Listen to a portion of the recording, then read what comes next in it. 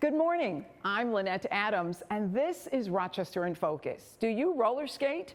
On today's show, we visit Skate Luvers in Rochester. Owner Matt Singleton is making some changes, and he wanted to let you know about it. And we do this interview on skates. Also on today's show, we talked with accountant Christina Stamatis a short time ago. She tells us how women are making strides at accounting firms that have traditionally been a man's domain. She also weighs in on the big, beautiful law and what it could mean for you. This morning, you also hear from Retha Rogers and Chris Sumner with Rise Up Rochester about a special Christmas party for children and teens whose lives have been impacted by homicide. We'll also talk about helping young people navigate what can be a life-changing ordeal. And a few weeks ago, we paid a visit to Transpo Bus Services in Rochester to talk with co-owner Damon Mustaka. He told us about an urgent need for bus drivers. He says he can't get qualified candidates through the door. You'll hear how you can get started even if you don't have a CDL. Today we're at Skate Lovers doing something that I absolutely love to do, and that is roller skate. We're here because we're talking with the owner, Matt Singleton, and he's selling. So I wanted to find out all about that. Thank you for allowing us to come in and get a little skating in while we talk to you. So tell us, what's the plan? You're selling. Yes. First of all, look, she's skating with me. She's skating. Rochester, you know if she's skating, the rest of you gotta come. Listen, yes, I am looking to sell. And I hope that someone is interested in purchasing because I wouldn't want it to close and it stops my customers or it stops my skate family from having a place to skate. Okay, so you're saying Skate Lovers is not going anywhere, No. the brand, but this building, this facility, you're looking to sell. Everything in here you've put in here, the floors, the skates, that's what you're looking to sell. Yes, yes. The contents is for sale. The floor would be left, but the name Skate Lovers itself would not stay with the building. Your goal has always been to, you talked about it, to keep kids off the street and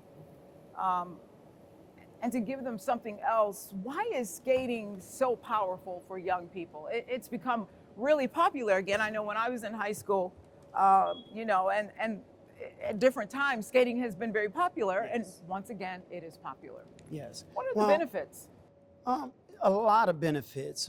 Today, as we know, children are now more into their cell phones, where growing up in the skate world in the 70s, it was your place to socialize with others and your getaway place from home where parents can drop you off if they didn't come, but they knew you were in a safe place.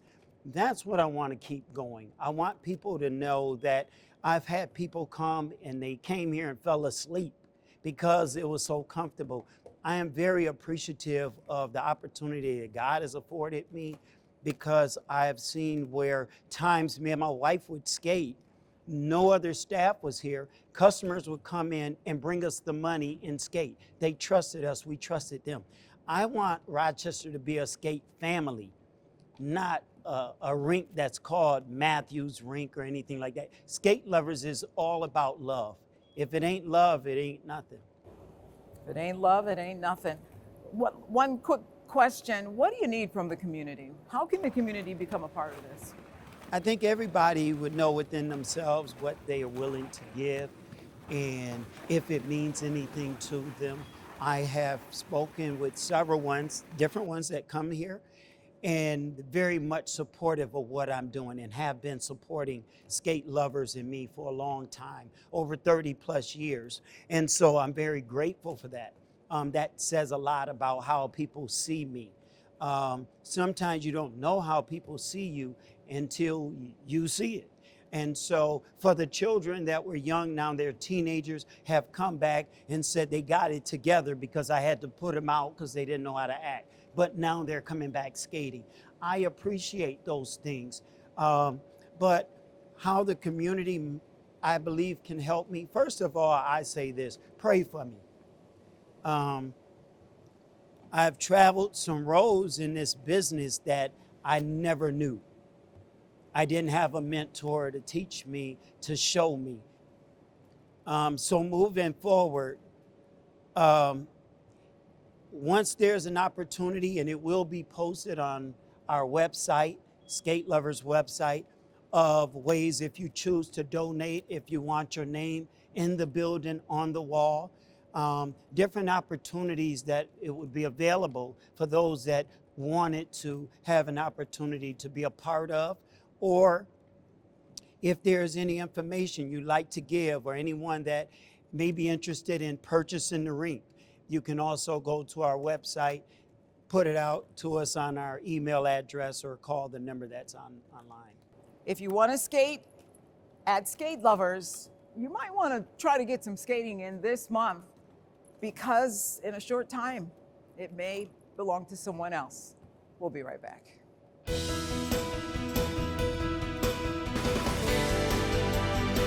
Well, students have been heading back to school, heading back to college, and you may notice on your college campus, you may notice folks from M&B and Company. It's a CPA firm. And joining me this morning is Christina Stamatis, who is a CPA with M&B and Company. Thank you so much for joining us. Thanks for having me. We have a lot to talk about. But there is a lot. Starting with the fact that you've been with this firm for 18 years. And we were chatting earlier. I said, you know, I've never met a woman CPA. Right. Yeah. Most of them have been men. It's nice to see a woman. Yeah, thank you. But you told me your firm is all about promoting women. Talk to us about that. Yeah, so public accounting in general has traditionally been a male-dominated profession. Back when I interviewed in 2007, I was interviewing with several area accounting firms, and I was interviewed by all male partners. And then I went to MMB and I was interviewed by a female partner, which at that time was really significant and unusual. And I thought it was great, and I thought, this is the place for me. This is where I can turn into a leader. And the firm since then, we've grown so much in fostering and supporting women. We are 59% women-owned, which compared to the national average, which I believe is 24%. So we're very intentional on developing women leaders. So you told me you are on college campuses recruiting. Yes. Who are you looking for? We are looking for, well, a wide range of students. We are looking for someone who is passionate about the field and is well engaged. And, you know, it doesn't necessarily have to be a bookworm, but has excellent communication skills, which are so important in our profession, not only internal communication, but externally with clients. And I would say that, you know, when COVID came around and there was so much remote learning and remote working, that we really noticed a decline in communication skills. And I think colleges have recognized that and are fostering and developing better programs to enhance communication skills. But what I like is your firm is actually looking to give students an opportunity to see if this is something that they'd like to do. Absolutely. Right? Yes. So what's great about a regional accounting firm such as MMB & Co., and I truly say this not to be self-serving, but it's the honest truth, is there are so many facets to accounting, and you can come into a firm like ours and do something different every day and find your passion, whether it be tax work, audit work, not-for-profit work, or business valuations. And we're very cognizant of that, and we let people kind of develop their own career path, and we mentor them once they've made that decision to follow that path and lead. So one of the things you talked about is they may decide that tax accounting is what they want to do. This is the time of year when people are thinking about their taxes. I want to just pick your brain for a few minutes. This is almost the end of the year. Are there some things that you're advising your clients right now to think about before we get to December 31st? Yes, so as we know, we had the One Big Beautiful Bill that passed in July, which was the first piece of really significant tax legislation that we've had since 2018 in the Tax Cuts and Jobs Act. So I certainly think people need to be aware of the key provisions that are in that beautiful bill. They should reach out to their advisors. we do a lot of projections and scenarios this time of year. And clients will just call and say, hey, what do I need to know? And I think the most broad-reaching provision that people need to know is the increase in the deduction for state and local taxes. Because in New York State, we're a high income tax state and a high property tax state, and we are now able to deduct up to $40,000 in state income taxes and property taxes, where it was previously $10,000. But that could completely change maybe not change your tax bracket, but save you a lot of money. It'll help, absolutely. I think everyone is going to benefit from the savings in this bill. Most people will begin to itemize again because of this increased deduction, where previously they have not, which means charitable contributions will again be deductible, which hopefully will help the charitable organizations that have noticed a decline in their contributions with the last legislation. So you're going to want to track those receipts. And thank you, Christina, for sharing your experience. 18 years, right? Yes, yeah, With long time. MMB and Company. Yep, we're a wonderful firm, we're inclusive. I love how we foster women and leadership development. You said it better than I could. We'll be right back.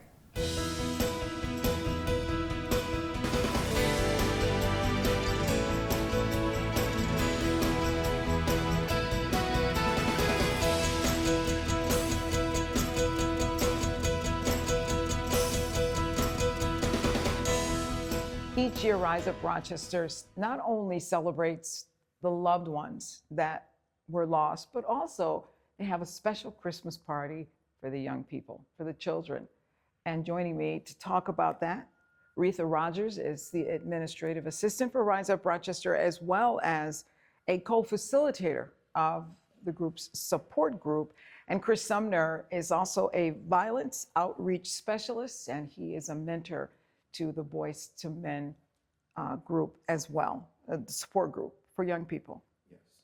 Thank you for being here. And I want to talk about the Christmas party for young people, because oftentimes when we talk about violence and things that are happening in the community, we forget about the impact on young people. And that's why you started the Christmas party, Yes. right? Mm-hmm. Yes, Tell me that's about it. right. This is, like I said, this is going to be our 10th year anniversary, where we have children that lives have been affected by gun violence or homicide, and we have a party for them. There's a Santa that's going to be there. We give out toys. Thanks for Toys for Tots for helping with us. We have a lot of volunteers, Mom Demand Action, every town, sororities. Everybody come out, and we just love on the children. And we have a photographer. It's just an awesome time. We give out gifts. We have raffles where we donate TVs. It's just a party for the kids to let them know that we're here for you. We see you. We love you. Even though your loved one is gone, we are here. Why did you decide to do this just for the kids? Because oftentimes we forget about them. We forget about their emotions. We focus on our emotions, the adult emotions, but kids go through things that, just like us, they miss their father, they miss their mother, they miss their brother or sister or whoever, and we want to make sure that they have not been forgotten as well. If they grieve differently, if they deal with death differently than adults, maybe because they don't understand on the level that we do. Yeah, I found out especially working with young men, a lot of times they don't want to just be seen, they just want to be heard. And I think a lot of times society has made it that, if a young man is in trouble, this, that, and the other, he doesn't have a voice. But what I try to do with young men, I try to listen to them and find out why they're going through the different things. And then I have a lot of young men that kind of camouflage their hurt, and I try to tap into that, and one thing I've learned, my father told me years ago, in order to be a man, you got to see a man. So a lot of young men, they see men, but don't really grasp what they're trying to do. So when you get somebody that's pouring into them and listening to them and there for them, it kind of changes the whole trajectory of life for them. So I try to listen and tap in and try to make them a better person, and makes me a better person helping them. Do you think it's because they think that they're expected to be tough? They're expected Absolutely. to not have emotion. They're Absolutely. expected to just go through this. Yeah, I remember when I was young, I had uncles and stuff, and they said, "Don't you cry, man up, this, that, and the other," and it's like you have to have a hard exterior, but it's okay to cry. It's okay to say I'm hurting. There's nothing wrong with that, you know. And then once we do that, once you acknowledge that, then we can start rebuilding, you know. And one thing I've learned in this business for so long is once you gain the respect of a young man or a young woman, it goes a long way. It goes a long way, because a lot of these kids are built with a lot of BS radars. You know, they know if you for real or not, and you just there for a paycheck. And trust me, it's not about the paycheck. It's about the love of these young people and these kids. And You talked a little bit, Retha, about how Rise Up Rochester really helped you at a time when you were really going through. And that's really the whole idea of all of these celebration events, but in particular dealing with the children. You want to bring them out. You want to let them know this is a safe place. Yes, yes, most definitely. We want to let them know it's a safe place, because you never know what's going on in the homes. You never know what's going on in their mind. Like Chris says, we overlook children because I think sometimes don't think they feel, you know, they don't understand. But a loss is a loss. You know, if they, you know, someone they're close to and they lose that person, they're not there, you have to explain that to them. So that's why we're here to, you know, just to love on them and let them know that we're here. Even though it's once a year, that's a very strong impact they will remember. We'll be right back.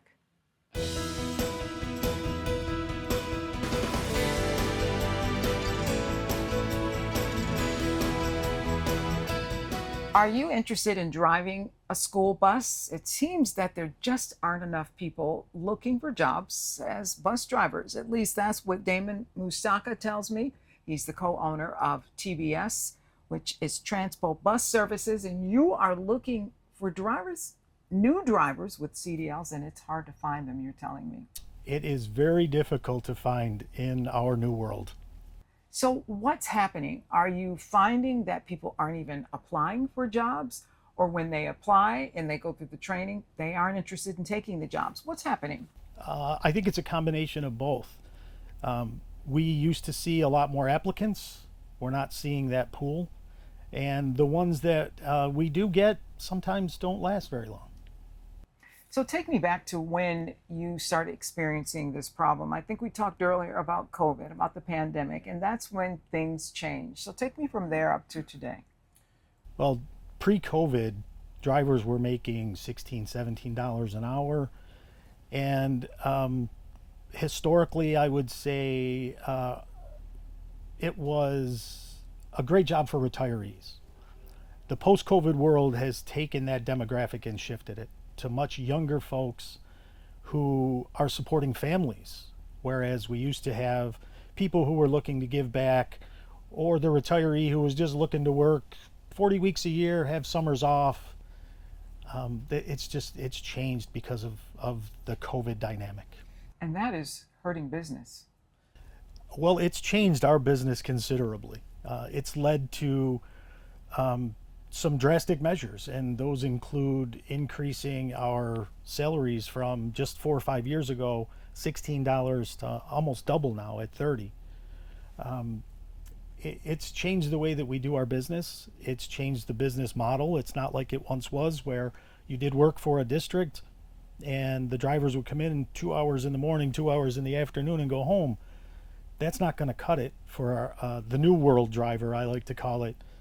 They're supporting families and they need more. So we've changed the model a little bit to allow drivers to come in and work 8 hours a day at the higher rate. So it's better than a livable wage.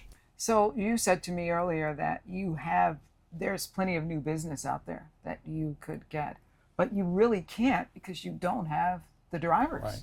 Several districts in the past, well, since school opened in just the early part of September, several districts have made asks of us that we had to put on the back burner.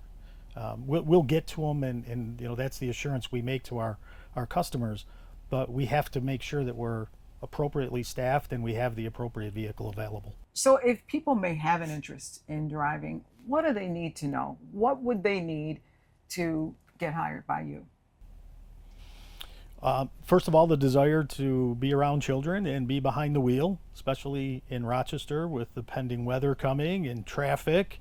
But it's a fairly straightforward process that we can help with. It's a written test, it's a road test, it's a DOT physical, and the rest is up to you. So Damon, I know that you are looking for younger drivers, people who might stay with you for a few years, but there are some people who are concerned about that CDL. Yeah, well, we offer a continuum here. You can start out with an entry-level CDL that is just a written test at DMV. Start off driving a minivan where you're taking 1 or 2 kids to school, and you demonstrate a good work history with us. After 90 days, we'll get you in a training program, and that would allow you to drive a bigger vehicle and make $30 an hour. So there really is no situation that you can't overcome for the most part. Once People you really have, want to drive. Once you have a CDL and prove to us that you want to drive for a living, we will make it happen for you. So how can people get in touch with you if they want to drive? A couple different ways. You can come to our operations center at 30 Hart Street, downtown Rochester, or you can call us at 585-232-1302. And get the ball rolling. Let's get the ball rolling. We'll be right back.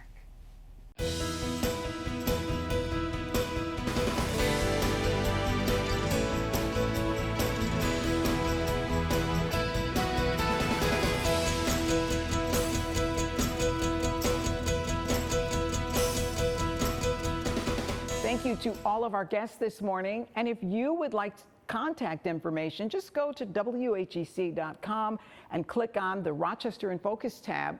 Go to this week's show. And if you would like to join us as a guest, here's how to reach the show. Well, that's all the time we have. If you're wondering what your neighbors and friends are doing to make Rochester a great place to live, join us each Sunday morning for Rochester in Focus right here on News 10 NBC. Have a great week.